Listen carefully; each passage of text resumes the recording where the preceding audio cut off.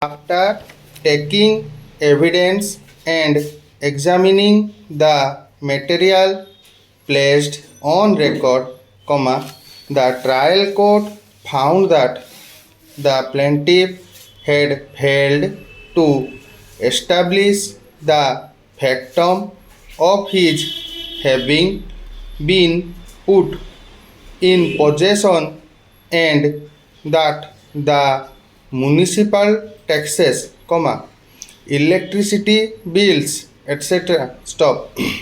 were also paid by the defendant, leading to the inference that the sale deed was not an outright sale but was executed only as security. The trial court also observed that the property was encumbered against the loan taken by the defendant from a society and same could not have been sold before being released from such encumbrance. Next para.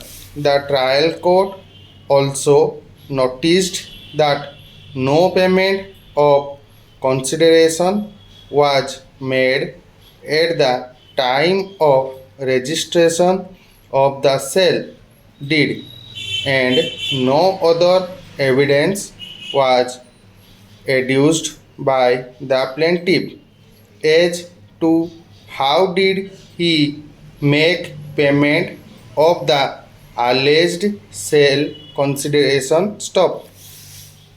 Though the evidence in regard to the fact of defendant having repaid a sum of Rs 20,000 to the plaintiff through checks was found to be unconvincing, but in view of other findings, the trial court proceeded to dismiss the suit. Next para. The first appellate court, however, did not agree with the findings and conclusion of the trial court on the material issues involved in the matter.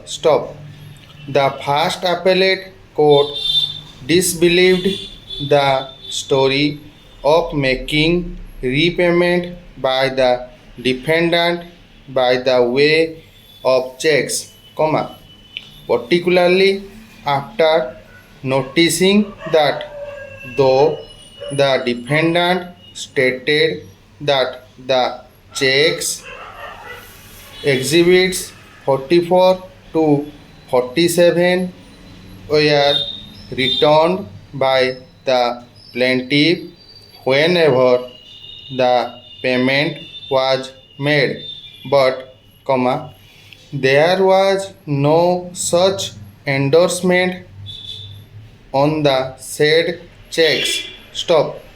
The appellate court observed that the defendant probably applied a trick by embodying the name of the plaintiff on all those checks. The first appellate court also referred to the fact that admittedly, the sale deed was executed and got registered before the sub-registrar and found that the defendant had failed to establish it to be a loan transaction. Accordingly, the first appellate court allowed the appeal and decreed the suit.